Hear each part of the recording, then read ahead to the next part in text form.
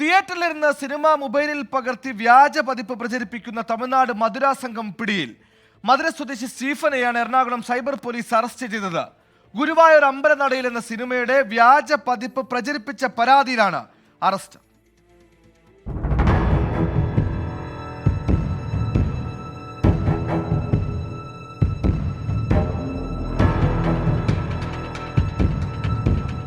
Thiruvananthapuram Aries തിയേറ്ററിൽ വെച്ച് തമിഴ് ചിത്രം രായൻ മൊബൈലിൽ ഷൂട്ട് ചെയ്യുന്നതിനിടെയാണ് മധുര സ്വദേശി സ്റ്റീഫനെ സൈബർ പോലീസ് പിടികൂടിയത്.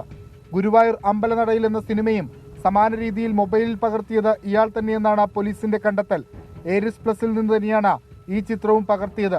അന്നുപയോഗിച്ച അക്കൗണ്ടിൽ നിന്ന് വീണ്ടും അതേ സീറ്റിൽ ടിക്കറ്റ് ബുക്ക് ചെയ്തതാണ് സംശയത്തിനിടയാക്കിയത്. പിന്നാലെ തിയേറ്റർ ഉടമകൾ സൈബർ പോലീസിനെ വിവരമറിയിച്ചു. പോലീസ് കസ്റ്റഡിയിലെടുത്ത പ്രതിയെ കാക്കനാട് സൈബർ സ്റ്റേഷനിലെത്തിച്ച ചോദ്യം ചെയ്യുകയാണ്. സ്റ്റീഫനൊപ്പം മറ്റൊരാളെ കൂടി കസ്റ്റഡിയിലെടുത്തിട്ടുണ്ട്.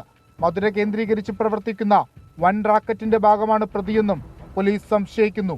വിഷ്ണു സുരേഷ്, 24, കൊച്ചി.